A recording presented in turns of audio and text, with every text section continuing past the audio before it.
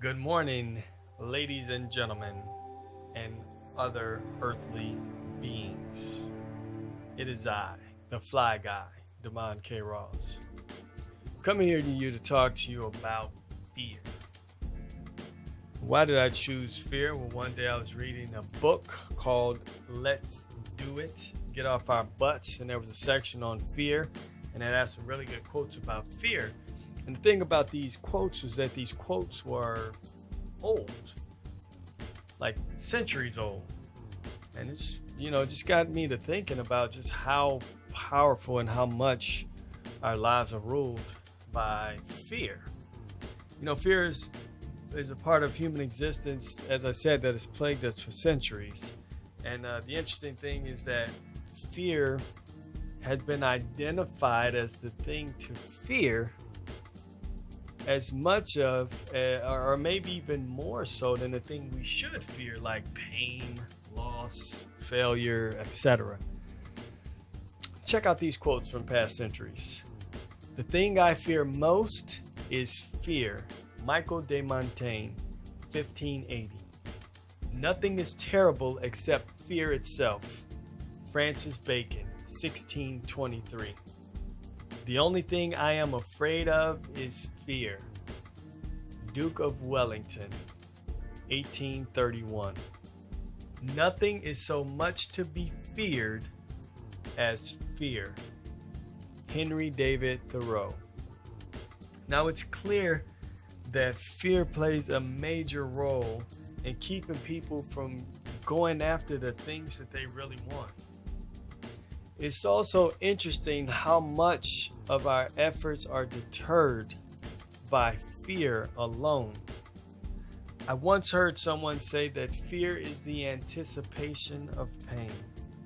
Most of what we fear will never happen or is very unlikely to happen. There's a great clip of Will Smith talking about his adventures in skydiving. He talked about how he and a group of friends were out partying one night, drinking, and they decided, or somebody shouted out, "Hey, we should go skydiving." And so they all agreed, and it's like, okay, yeah, that's a great idea. And then he said later on, after they all dispersed, he goes home and he's thinking like, oh my God, did we just say we would go skydiving? Well, maybe those guys are just drunk too, and then they weren't really serious and they didn't mean it.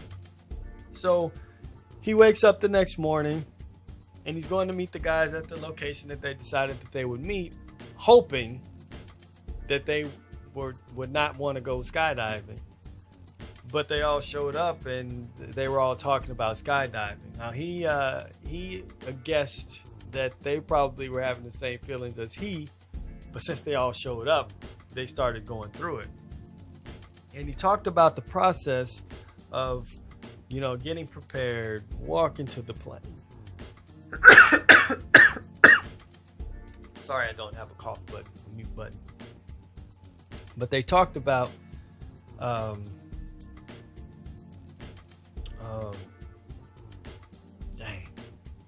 why can I edit both of those out? They talked about, or he talked about going up to the plane and getting on the plane and sitting on the instructor's lap and trying to create small talk because of trying to fight the nervousness. And he talked about this whole process. And then he talked about, kind of when you step on the edge of the doorway to jump out of the plane and just the fear, the awesome fear that takes over. But the thing he talked about most, like after he talked about diving and you're floating and the bliss and all of that, the thing that I found very interesting is he talked about how we sit and we will have so much fear and we will allow fear to dictate us even when we're not in the presence of danger. And he was saying how the whole, he couldn't sleep, he lost sleep. In the morning, he couldn't enjoy his breakfast. He couldn't enjoy the time just communicating and hanging out with his friends and the whole process. He couldn't enjoy the process leading up to jumping out because of the fear.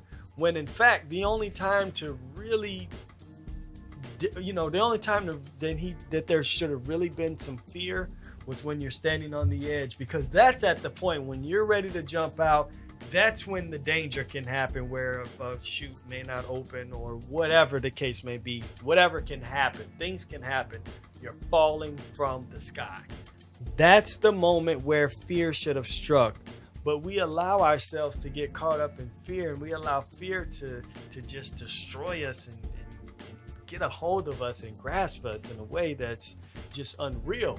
And so he talked about that, and I was like, man, that really is a fantastic analogy and a fantastic way of describing fear, and trying to help people look at fear in a way that says, wait a minute, when you're feeling fear and you're not in the presence of the danger, you're not at the moment of that confrontation that will be emotionally challenging for you to do, why are we letting fear dictate us? Why are we ruining the rest of our lives when we're not in the presence of any danger?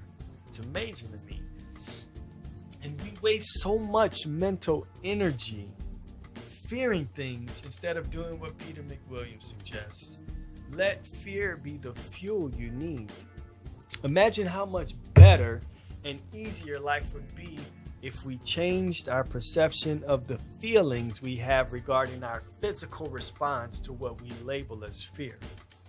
Now, let's not get it twisted.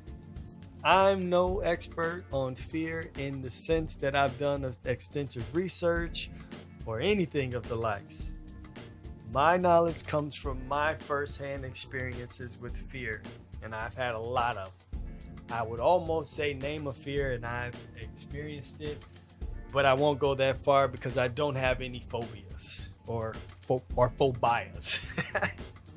I'm sorry, forgive me. I got to tell the story about this. So there's a segment, a skit on Saturday Night Live in which Kenan Thompson is playing Steve Harvey. And Kevin Hart is the character on the Steve Harvey show on the Saturday Night Live skit. And he has a fear of horses. He has a phobia for horses. But when Steve Harvey is talking to him, he said, now it says here that you have a phobia. And that was just funny to me. I'm sorry. I digress. But like I said, I've had many experiences, and the fears that I've experienced, I think are pretty common for most people, for a lot of people. Whether you're going after great things or not, some common fears that have plagued me. I mean, they plagued me. I won't say have. They plagued me, and I'm fighting to overcome them now. And this is a part of the process. But leading the charge, I would say, is the fear of rejection. What if people don't like me? Next, I would say, is fear of making mistakes. And, perfectionism is just a curse that some people live with and are burdened with. And last but certainly not least, I would say it's the fear of success. And I know that may sound a little weird, but I will point this out, that the fear of success, in my estimation and the way I view it, is really tied very closely to the fear of failure. Now, why would I say that? I'll get into that. But I want to start with the fear of rejection. A lot of people fear rejection. A lot of people live their lives and they really desperately want people to accept them and desperately want people to approve of them. And the strange thing is that most people are not even thinking about you. Or let me rephrase that. Most people are not even thinking. I would venture to say nobody is really thinking about me. So where does that feeling of rejection, of people not liking me, it's called being self-conscious. And I am extremely self-conscious. where I think so much about myself and how I'm being perceived and all of these things, when in reality, most people are the same way. Now, how they let that affect them may be different. But nonetheless, we're all self-conscious. Everybody is thinking about themselves. How am I presenting? What are people thinking of me? What are people doing? So if we can get to the point of understanding that people are thinking about themselves and accept that, do a great wonder for our fear of rejection, because the reality is most people are not thinking about you enough. So where does that feeling of rejection and the feeling of other people not like us come into play? Well, I'm learning and really have learned and trying to cope with the real problem, the real fear of rejection, the real fear of people not liking me has nothing to do with anybody else. It all has to do with me and my perception of myself and how I view myself when I look in the mirror. See, most of the time when we're not living up to our own expectations, we feel bad about ourselves. And because we feel bad about ourselves, we can't imagine other people feeling good about us. When we reject ourselves because we're not living up to expectations that we've set on ourselves, and hopefully it's your own expectations you're trying to live up to and not other people's expectations. But when we're not living up to our expectations, when we can't look in the mirror and be happy with what we see, and we can't feel proud of our daily effort and the things that we're doing, that's when you experience the fear of rejection. Because if you are rejecting what you see in the mirror, if you're rejecting who you are and the way you represent yourself, then you're always going to feel like other people are rejecting you and that other people don't like you or don't want to accept you. But one of the great tools that I've found in helping to deal with that is this book called The 4 Agreements by Don Miguel Ruiz. Don Miguel Ruiz. Ruiz. You have to twirl the R's or roll the R's. Ruiz. Don Miguel Ruiz. I just wanted to say that a few times. But in this book, The 4 Agreements, it really talks about how to free yourself from the programming, the mental programming that we all experience in life. A lot of the programming comes from other people, but we adopt the programming so much so that we affect ourselves. And we put ourselves in a position where we don't accept ourselves or we don't like what we're doing, or there's so many things that we don't like about ourselves. But the 4 agreements, they are: be impeccable with your word, don't take anything personally, don't make assumptions, and always do your best. And the way I look at these and how they relate to fear is, as I said, I believe that the fear, and specifically the fear of rejection, the way I look at it is that the fear of rejection is really your own rejection, and it's your reflection that you're looking at when you see other people. Now, how can you overcome that? Like, how can you put yourself in a position where you're not being overtaken and ruled by this rejection, this self-rejection, this self-consciousness that you have? How can being impeccable with your word help with that? Well, when you speak with integrity and you say only what you mean, you've got to feel good about yourself. A lot of times we feed ourselves false promises. We tell ourselves things: we're going to do this, I'm going to get this done, and I'm going to do all these things. and then we end up not doing it. So we're not honoring our own word. And we should avoid using the word to speak against others or gossip against others. We should use the power of your word in the direction of truth and love. The truth of the matter is, you are worthy of being accepted. You are worthy of loving yourself. You just have to accept that, embrace that, and understand that. You are worthy of those things. Be impeccable with your word.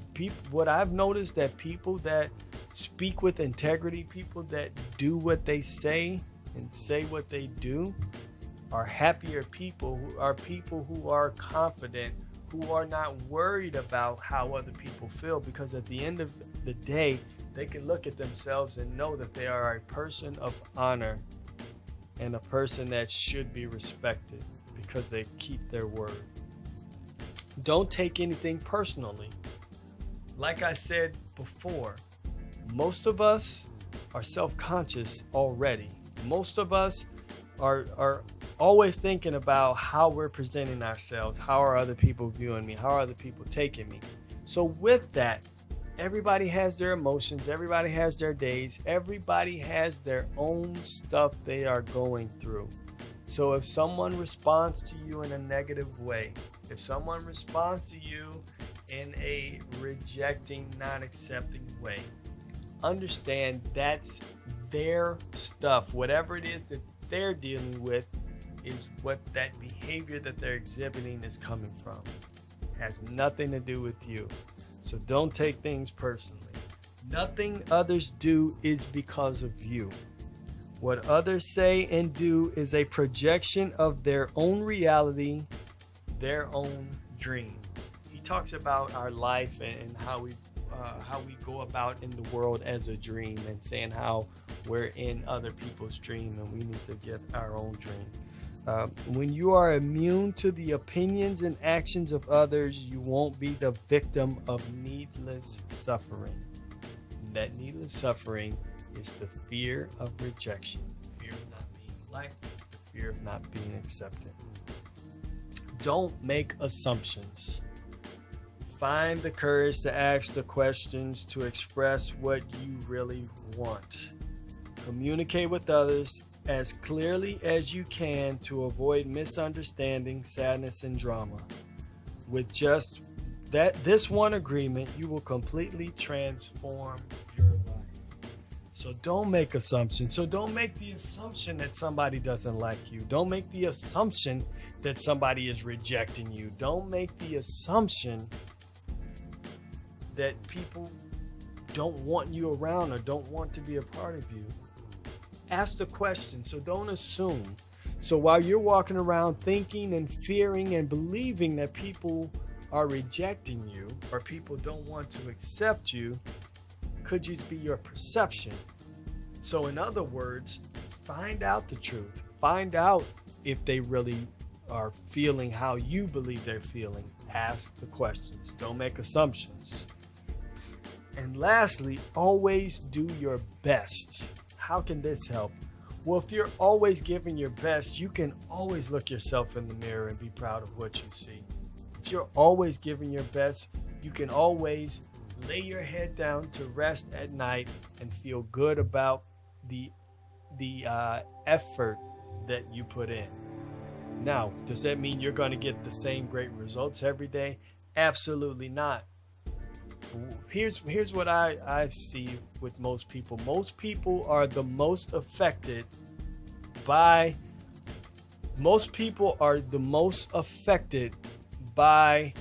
results when they're not giving their best effort. But when people are giving their best efforts, they tend to not be worried so much about what the outcome is.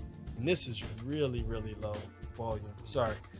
So when you're doing your best, you have to understand that every day is not going to be the same. Some days you're going to feel great. Other days you're not going to feel so great. On the days that you don't feel so great, you still want to give your best effort with the knowledge and understanding that you're not necessarily going to achieve at the same level as the days when you're feeling great. But if you give your best every day, you will be able to look in that mirror and feel great about your effort, feel great about yourself, love and appreciate who you are. And the more you do that and the greater you become at loving and accepting yourself, you will start to eliminate the fear of rejection and the fear of other people not liking you. When you love yourself enough, when you respect yourself enough, when you truly accept yourself, you lose fear of worrying about how other people feel about you. The next fear on that list that we talked about was the fear, or the fear of making a mistake. That perfection bug, and that perfection bug is one of the absolute worst, because the reality is perfection does not exist. There is no perfection. We can only expect and anticipate improvement. We can anticipate and expect excellence, but perfection does not exist. Now, I know we've heard that phrase before that says, practice makes perfect. Absolutely not true. Take that out of your Rolodex. Take that out of your memory bank. Perfection, there are two other quotes that better suit what practice will do in regards to your level of performance. Practice makes improvement, and practice makes permanent, which means as long as you're doing things the right way, as long as you're practicing things the right way, you should see steady improvement. In addition to that, practice makes permanent. Now, this one means that if you're practicing the wrong way, you will develop the wrong habits, and you will not do things the right way, which means you will not improve and get better. So you have to practice things the right way because you want to condition yourself to doing things the right way. But I digress. I'm getting off into practice. And this is not about practice. This is about perfection and how people view perfection. Perfection is something, again, that does not exist. But how can you get to excellence? You can get to excellence through working hard, through adjusting, through learning from mistakes. You've got to be willing to make mistakes and understand that the most successful people on the planet have failed and had more failures and made more mistakes than the person that's not successful. It's not because they did everything perfect from the jump. It's not because they started out perfectly. No, absolutely not. The most successful people in the world make the most mistakes. They're not afraid to make mistakes because they don't expect to be perfect. They're not looking for perfection. They're looking for excellence. And they understand that the way to excellence is through patience and practice. Practice and patience. But it's not something that you just start out with. And the ironic thing about my personal struggles with perfection is that about a year or more, probably over a year ago, I actually put out a video on YouTube titled "Done is Better Than Good." And I proclaimed in this video that that was a profound statement and that it really was going to help push me along and make things better for myself. And it did not. Those are the facts. And I've got to be willing to accept that. I've got to be willing to admit that and talk about that. I suffer from the idea that I can be perfect, or that I need things to be perfect. Now, here's the strange things. The strange thing about the fear of making a mistake or the desire for perfection is that it's tied back to that whole acceptance thing and the fear of rejection. Because the idea for most of us when we want to step out and do something is we're afraid of making a mistake. We fear messing up because in our minds, if we mess up, then other people will reject us. Other people will not think we're cool. Other people will not accept us, which, as I talked about before, that real fear is of self. You feel bad about yourself. You don't like what you see. You don't like how you view yourself when you make a mistake. So that's why it's so vitally important to get to the point where you understand that you're going to make mistakes and that life is about making mistakes, learning from mistakes, and improving on the things that you made the mistake on. If you can get that into your minds, if you can learn to understand that and accept that, you will overcome this fear of making a mistake and understand that mistakes are what build up to the excellence that we are all looking for. And the last fear that I want to talk about is the fear of success. Now, again, I know the fear of success just sounds weird, like it doesn't make sense. Like, who would be afraid of success? We want success. That's why we do things, is to succeed. And while this is absolutely true, there are people that fear success because they fear what comes along with success, and that is expectations from others. And the fear is that when you reach that level of success, that you will not be able to handle the responsibilities. You will not be able to handle the newfound expectations that will be heaped upon you.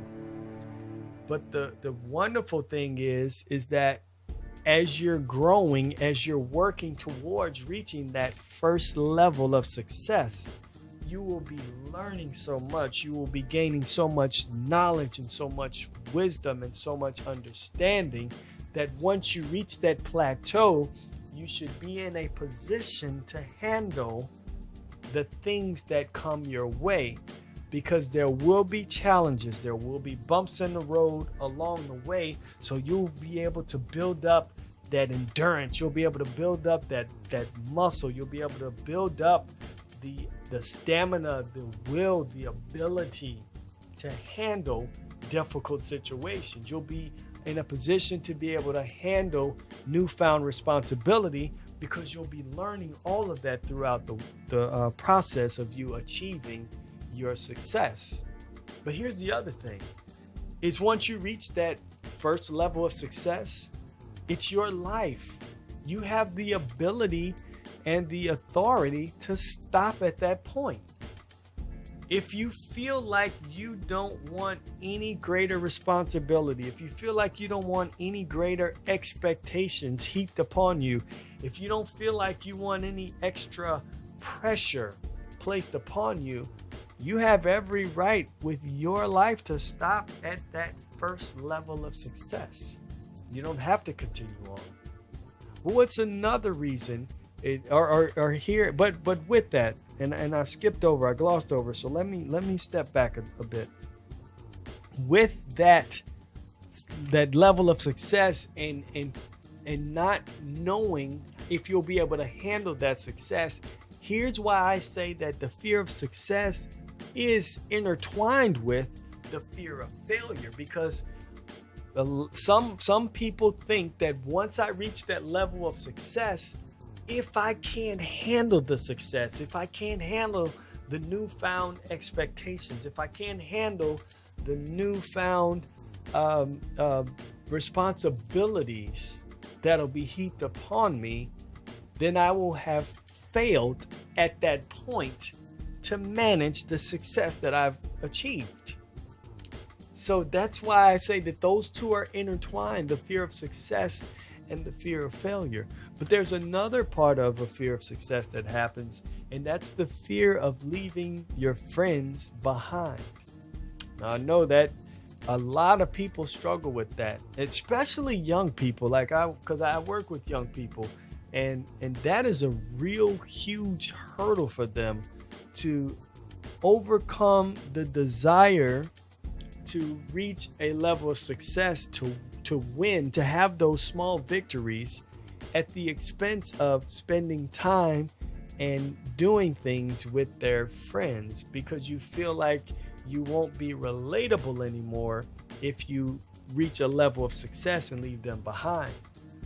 But here's the thing to remember is you can set the plans up and you can have the wishes and the desires and the goals to reach certain levels of success with your friends, with the people that you love the most. But if they're not ready, they're not ready.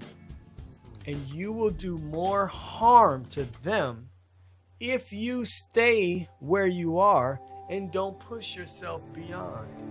So that fear of leaving your friends behind actually hurts them and harms them more than if you were to go on, because here's what's going to happen.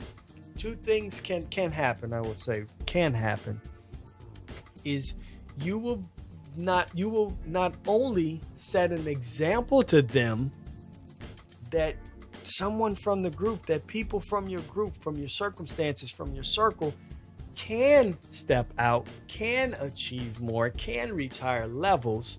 So not only do you provide them with that example, but you're now in a better position to either A, help them yourself directly, or if they're really not wanting to do that because they know too much about you and they're still in disbelief about your success, you can point them in the direction of those that help you get to that next level.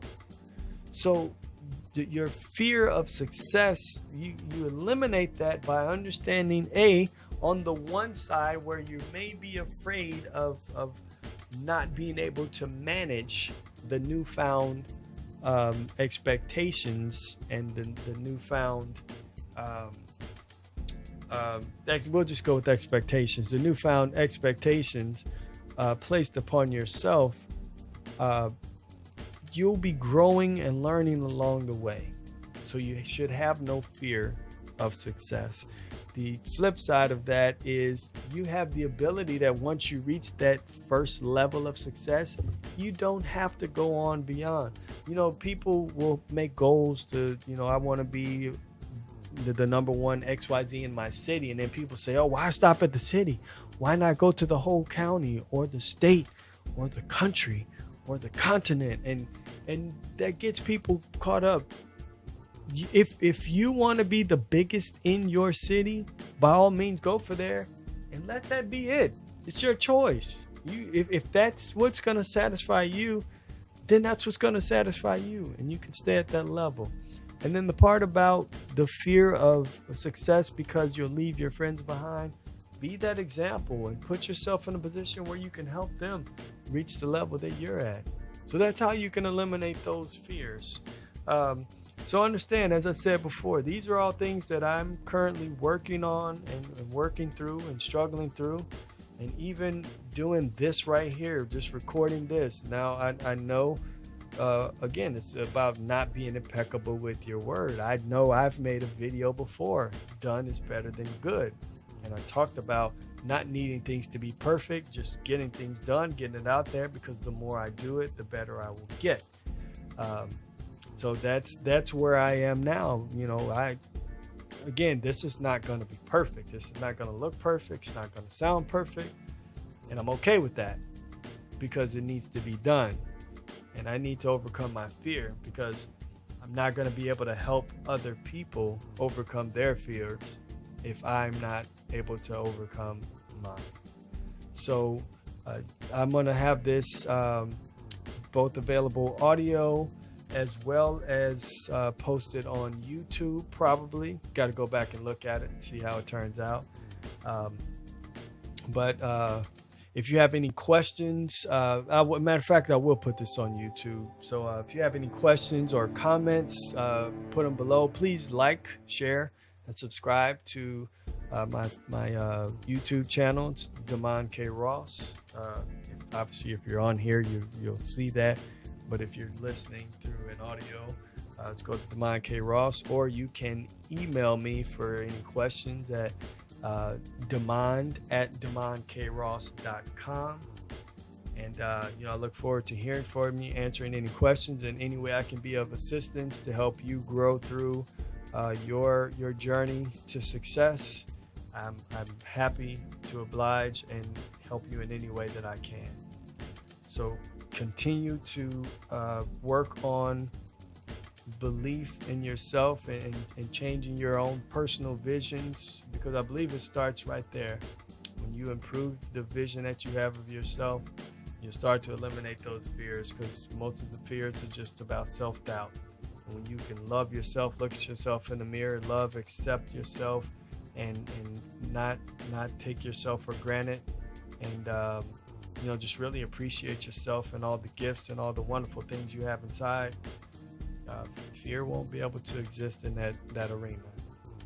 So I'm gonna check out now, but keep striving, stay humble, and always believe in you.